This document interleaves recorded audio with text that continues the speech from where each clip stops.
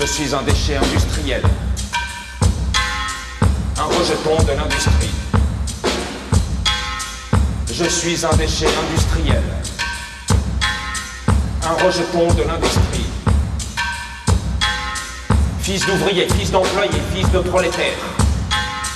Mon père a bossé toute sa vie, il s'est tué au travail. Le travail était toute sa vie et il est mort. Je déteste ce travail. Bosser comme un con, 8 heures par jour ou 40 heures par semaine. Je déteste la hiérarchie, je déteste les patrons, les collègues. J'aime mes copains, j'aime mes potes, j'aime la musique. En fait, c'est un spectacle introspectif du parcours, je dirais du parcours des individus qui sont aujourd'hui dans la compagnie. Pas de Metal Voice particulièrement, mais qu'est-ce qui a fait qu'on s'est dirigé un jour vers une forme artistique? Qu'est-ce qui a fait qu'on s'est dirigé vers aujourd'hui ce que les gens disent de notre expression artistique, théâtre engagé, théâtre de rue engagé ou théâtre tout simplement engagé?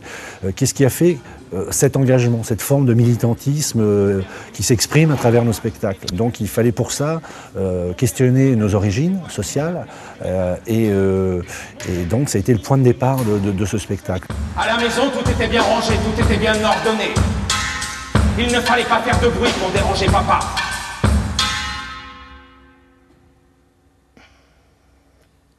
Il y avait tellement de bruit dans sa tête.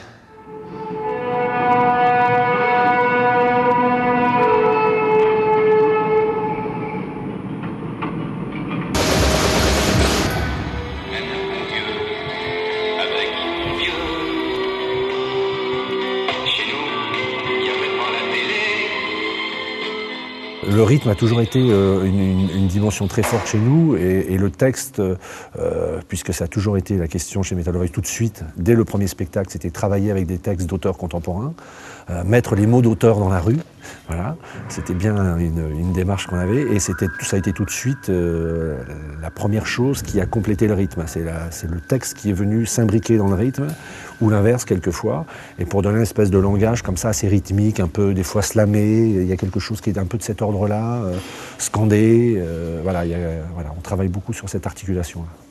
J'ai été 1 an sans bosser. Ma mère regardait les petites annonces, et je me souviens qu'un matin, elle m'a dit « Tu veux pas être gardien de prison ?»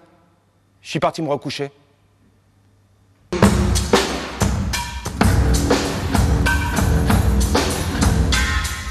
rejeton de l'industrie, je suis un déchet industriel. Un rejeton de l'industrie, je suis passé le cadre en garage. Des usines en rock industriel, des entrepôts rock ferroviaires, des entrepôts rock ferroviaires. Métal, hardpunk, rock, garage, noise, métal, hardpunk, rock, garage, noise. Je suis un déchet industriel, un rejeton de l'industrie. Je suis un déchet industriel.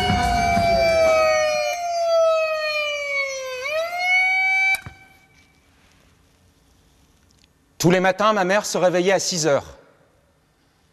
Elle allumait la radio qui était posée sur le frigo pour écouter les infos. Un jour, quand j'étais en CE2, j'étais en train de faire mes tartines, de prendre mon petit déjeuner. Et il y a eu l'Aigle Noir de Barbara. J'ai posé ma cuillère, j'ai pas bu mon chocolat, j'étais absorbé par cette chanson. J'ai eu un flash énorme. Je me suis dit, je veux être musicien, je veux faire de la musique. Et ces petites histoires, qui sont des histoires intimes, singulières, elles s'inscrivent dans le spectacle à côté de la grande histoire. On a pris 36 comme démarrage, parce que 36, c'était encore ce qui était possible pour nous d'avoir entendu dans la voix de nos grands-pères. Donc c'est bien, c'est là où ça commence. Et puis après, de nos parents, qui sont plus de la génération de 68. Je me suis dit, la vie va être compliquée pour moi. Et donc c'est toujours un parallèle entre la grande histoire et qu'est-ce qui se passait chez nous à ce moment-là. Nous, comment on vivait ça à ce moment-là, quoi. Et qu'est-ce qui se passait pour nous. La France perd 1 500 000 emplois industriels entre 1978 et 2002. C'est la désindustrialisation.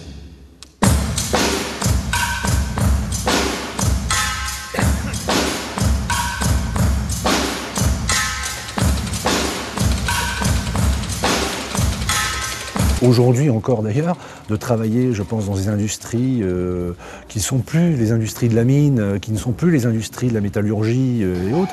Il y a encore beaucoup d'industries qui sont en train de se créer aujourd'hui sur nos besoins, que sont nos besoins actuels. Hein. Voilà, il y en a pas mal. L'automobile, enfin j'en passe, voilà. L'agroalimentaire, l'informatique.